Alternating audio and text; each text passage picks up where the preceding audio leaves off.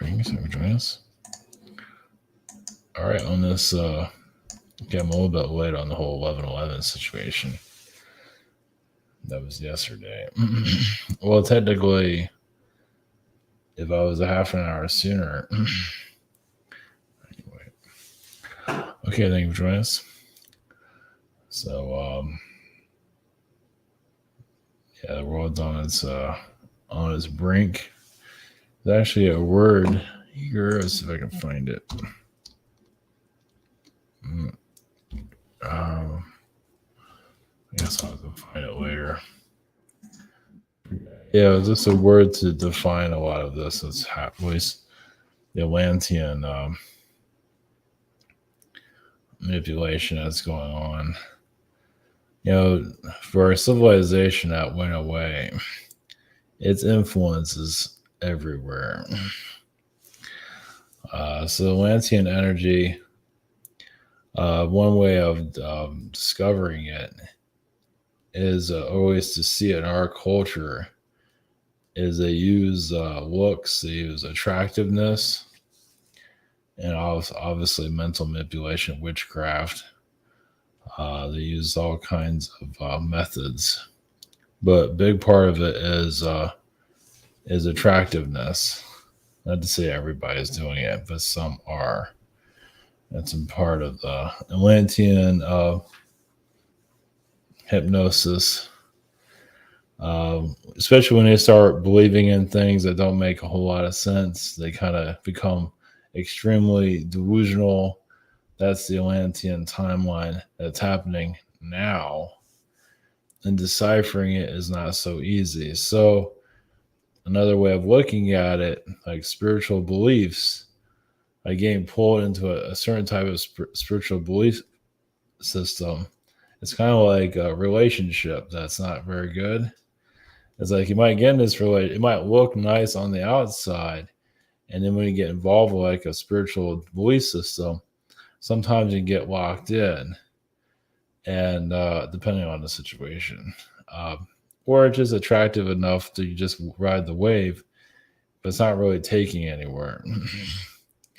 It's another way of looking at it.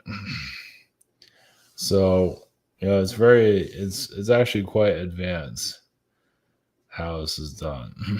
So it's another way of breaking out of the mind control. It's here. Like I said, they use attractiveness, attractive people, what they call professionalism. A lot of that is manipulation, Atlantean manipulation from a long time ago. If you're not professional, you don't really get anywhere, right? Well, there's a lot of stuff that goes on. I mean, there's professionalism, and then there's like manipulation professionalism, which is a lot. You see that news do it all the time. You see religion do it all the time. You see some spiritual groups do it all the time, and on and on and on. So it's just another way of deciphering the spell work that's going on right now. If you're into it, it's very advanced when you think about it. I mean, it's not, once you figure it out, it's not so bad, but it's like hypnotism. It's hypnotizing humanity. So that's, of course, the chaos that's happening here. That keeps us, our being human at a dense level is a recipe. It's a dense recipe to keep us disconnected from the spirit realms. Not to say the spirit realm is perfect. This has got problems of its own. I don't know if half of them know what they're doing half the time anyway. I mean, some of them do. We have to kind of smack them around a little bit, get them out of their ego. Yeah, spirit world's screwed up. There's a different type of screwed up there. And that's why you got to clear out your field, which isn't easy. And then you might have a contract to deal with that. Like some put the spiritual, like the spirit realm on a pedestal when it doesn't really deserve that. It's complicated. It's hard. This whole thing's hard. Navigating through all of this is like navigating through the woods. It's just with no lights, no direction, no anything. It's not supposed to be easy. So the Atlantean energies, it really comes back to Atlantis, because our history has been pretty much lost due to them. And some of them are good, some of them are bad. You can say most of them are bad. A lot of our elite, our cults, came from Atlantis. At least parts of it, went to Druids, it went to different Rosicrucians and so on with the Phoenicians and so on. But I can say not all those are bad, but either way, it's always a divide. Yeah, it's a spiritual warfare that's been going on forever. So, I've been seeing the Demiurge, whatever you call it. I can never pronounce that right. I've been seeing that recently. I haven't been looking for that thing. Well, the so-called God. Anyway, it creates our reality. Anyway, and also I think I spelled that right, felines. Felines, the origins of Earth, at least that's part of our origins in some form or another. It's not the easiest it's happened to, but the felines coming into our, when they started integrating with our society a long time ago, they brought all their stuff with them. Their emotions, they're like super powered people, basically. I mean, obviously they're humanoid feline beings, but they're like superhuman. You see what cats are. They can jump all over the place. When I see my cats, it's all kinds of stuff. So, and then they slowly, obviously give their genetics to us. We kind of combined with them. And of course, the reptilians and just the feline energies. Yeah, their own emotions, what they go through, caught a lot of disruptions here. So it's pretty much a divide between felines and reptilians, or you can say a divide between canines and reptilians. So it's a divide between the two. Of course, then you have insectoid beings that are sometimes worse than reptilians. I mean, it's different because insectoid beings are part of the disease that happens here. They take infections and things like that. They travel around. So, they're used as weaponized. If you want to mess up a planet, just weaponize your insectoid beings and just unleash them on a planet. And, so you have that. These are different ways of looking at it, of course. And also Venus frequencies are just the Venetians.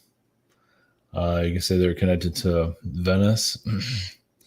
Of course, the other thing to go off, I forgot something I mentioned about elves and Elvis. I think I mentioned this before, but I forgot about that. But the Venus energy, it's a Venus of love. It does have higher frequencies there. It's not perfect. They can also get quite emotional themselves. They have their own difficulties like any other civilization, of course. We're not always aware of it because we've been shut down. So obviously we're here to reactivate, remember. I feel like the Venetians are here to help us to the most part, but that's they're not perfect either because they're part of those cults too, with the part of the attractiveness and using attractive people, attractive music, and seducing people, like the siren energy. So, there's a good and bad to all. I mean, there's nothing wrong with attractiveness, but geez, it can be weaponized. Let's put it that way. Yeah, there's nothing wrong with being attractive and all that. It's just that it can be used for good. It can be used for, a lot of bad, as we can see with our reality right now. Yeah, so the eyes deceive. So, of course, that's part of our lessons here. Of course, more connecting more to their third eye and things like that, which is good. It's so complicated here. So, all right. I have to figure out the other. I was given a certain word to explain some of this, but I cannot remember it. Obviously, it's been blocked, but that's all right. I'm not going to look for it. I'm too tired. So I'm talking about private sessions. We have the schedule here. We have the shop. I'm somewhere in October, the middle of October. You have the trip here going to Sedona, or it's like in a month. So the tickets are here. Yeah, it's just a small group. Of course, I don't think the calendar has been updated, but either way, definitely going to do in Vortexes and Grand Canyon. So I think the Vortexes might be on Tuesday and the Grand Canyon on Wednesday. We have the webinar, social networking behind the scenes. All right, thank you for your support here. So, okay, we're going to might as well go into some of the Atlantean frequencies. Like I said, they're not, especially when they're doing like, there's always different mythologies about Atlantis. It's never going to be 100% clear, but a lot of our cults came from Atlantis. Let's put it that way. Yeah, believe whatever you want there. And they were superpower beings and all that. And we're slowly going back into that level, but I don't know. We got to heal the manipulations of it first, which we're still trying to figure that out. So, okay, all right. Go to Atlanteans, the Felines, and then go to Venus frequencies. All right, blessings. Let me check, see if anything's up. Okay.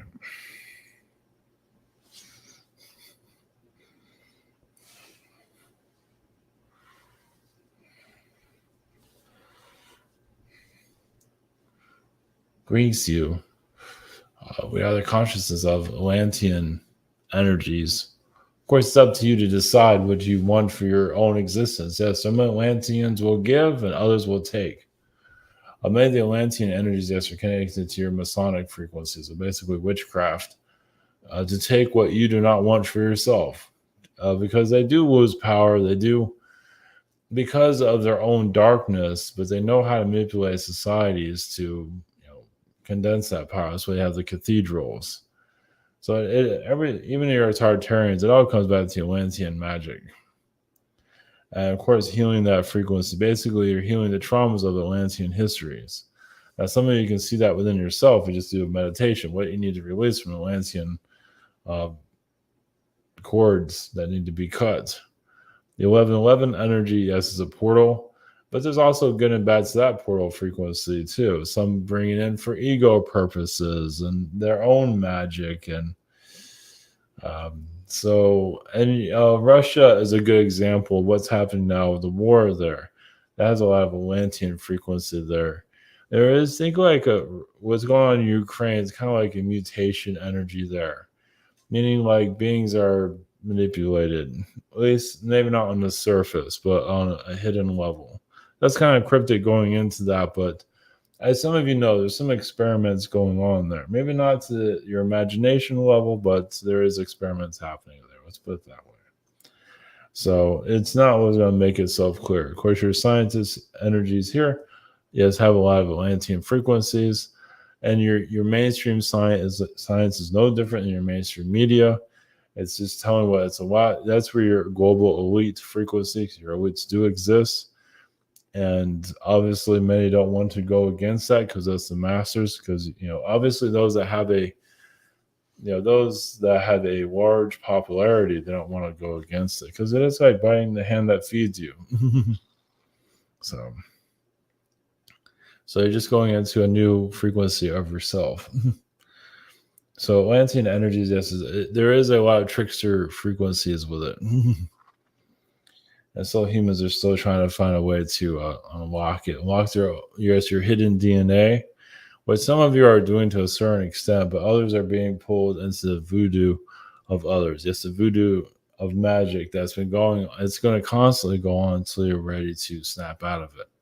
It's basically a hypnosis that's happening within these spiritual groups, not all of them, but it's quite a few of them. But you're also discovering more about yourself. You just kind of sit there and not know what you're healing and what to figure out and what to go, where to believe in, and where are you going. And yeah, you can't get lost.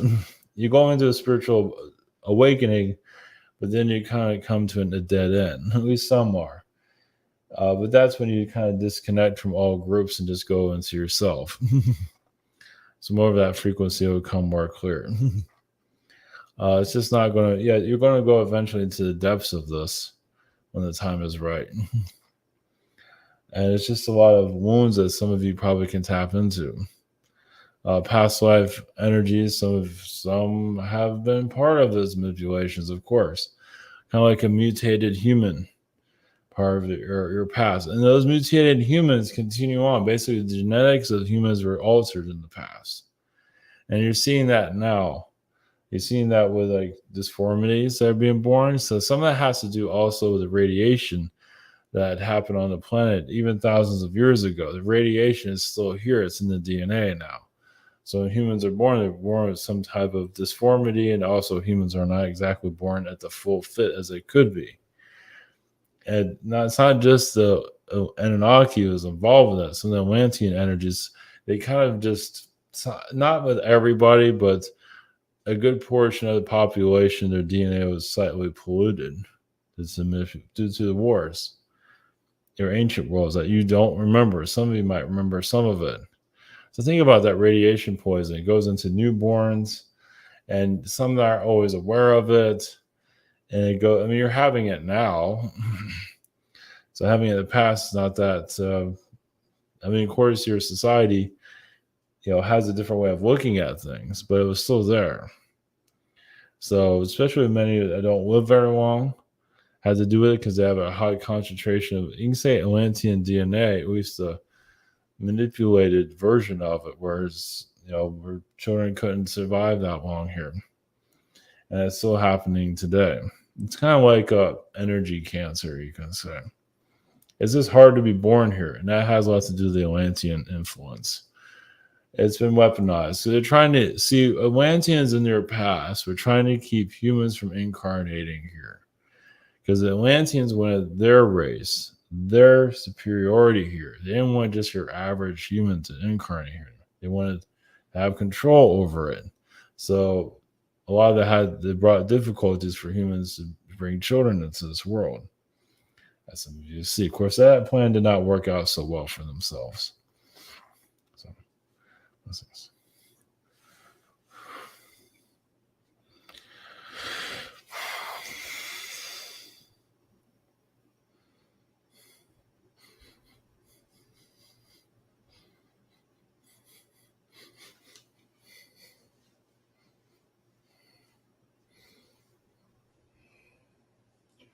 brings you. You have the feline consciousness.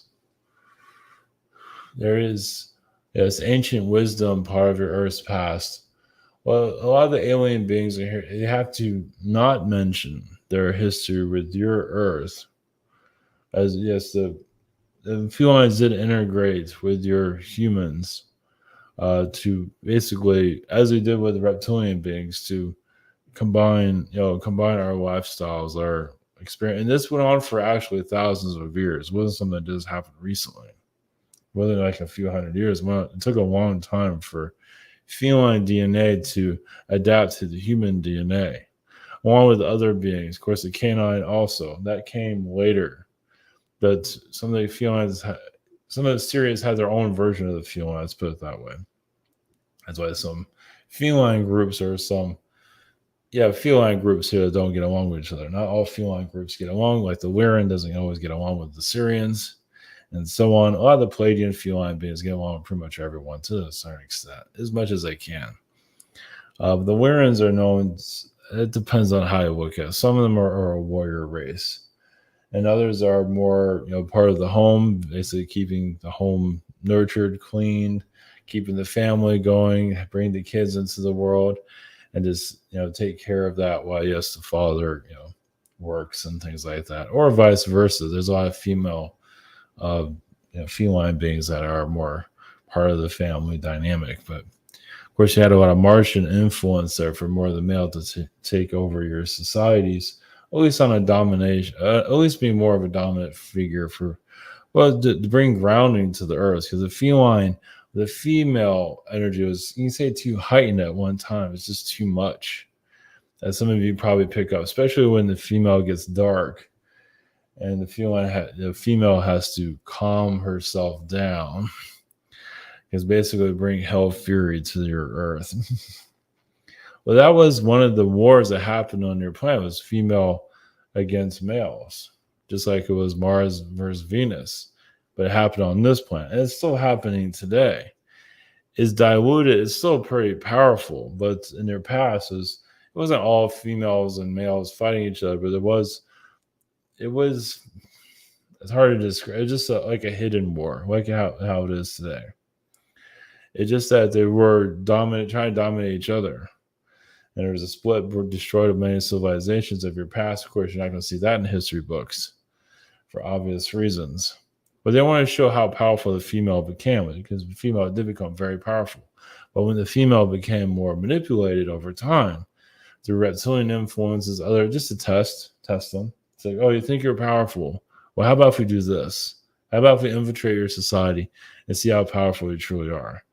And then things got really dark. And you're seeing that here on your planet.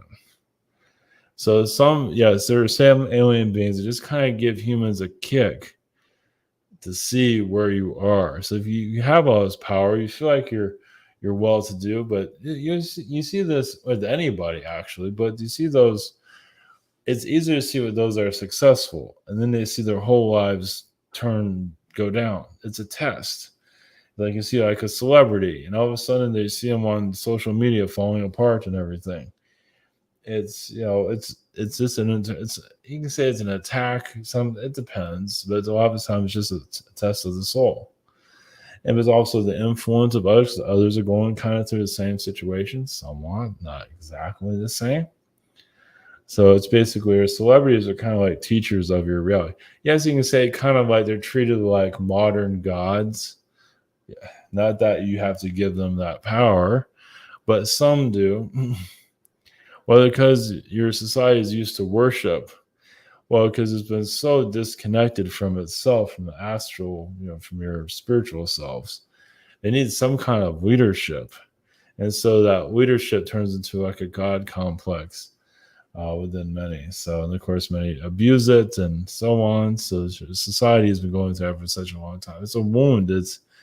Humanity wants to find itself, and it always finds a way to get lost. But some of you you're finding your way out of it. Yes, you're finding your way out of the abyss, out of reincarnating constantly here. Yeah, many of you are at the point of figuring it out. But we do see many of you assisting this earth, at least on a galactic level. Not that you aren't now, but the earth incarnation has its value. You're here for a reason. It's not just to waste your time and all that. Other beings might say you're wasting your time, but you are here for multiple reasons. It's just not always supposed to make itself known. I mean, really what comes down to it is that you're here. And that's important. Not everybody sees it that way, but it's not always going to reveal itself physically why you're here. Sometimes you don't need to announce it to the world for obvious reasons. Blessings.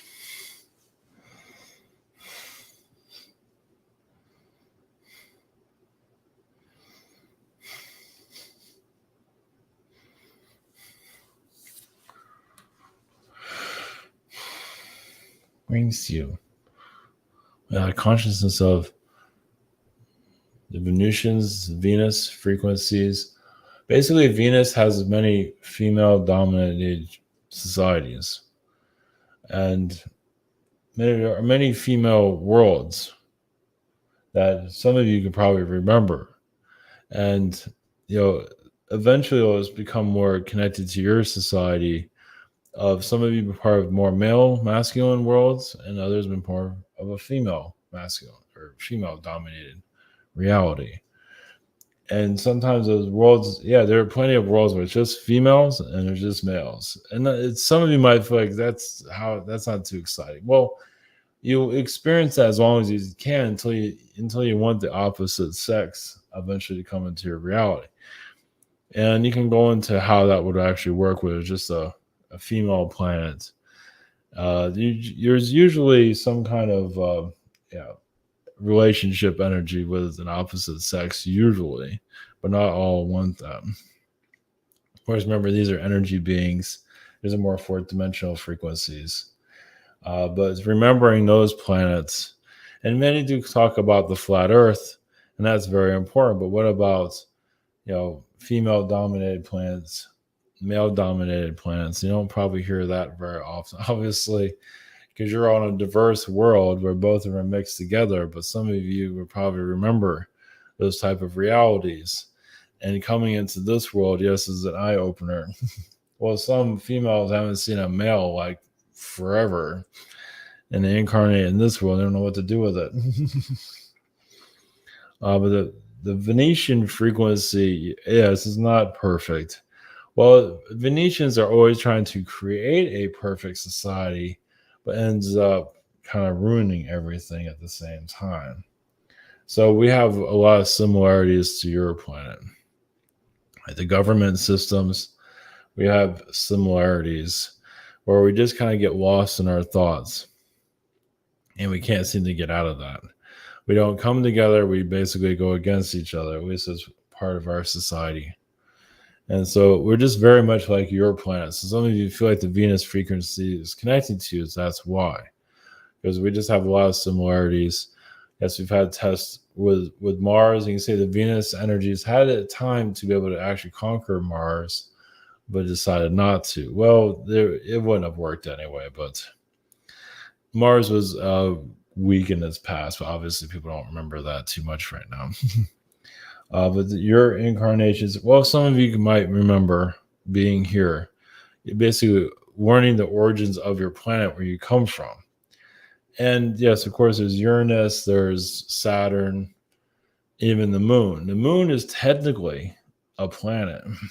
Maybe not a planet like yours, but it's technically a place you can live on, at least on a multi-dimensional level.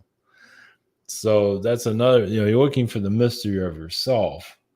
The moon can, if you tap more into that, it's not the easiest, obviously, but, you go into the moon's frequency, all you find is all these different civilizations that live there once you get on a multi-dimensional level. And there's a lot of insectoid beings there. That doesn't mean all societies are connected to insectoid beings, but there's a lot of insectoid frequencies there. Of course, with your sun, some of you, yes, have had origins connected to the sun, meaning like you lived on a multi-dimensional level on the sun itself, or in the sun, or however you want to work. Basically, the sun is your world. And I believe many are tapping into that frequency. Basically, the sun had a lot to do with the origins of the solar system. It's a consciousness. It's basically this sun, this solar system is here to test this universe. It was designed just for that, to really push it to its brink. So we'll send you energies, blessings.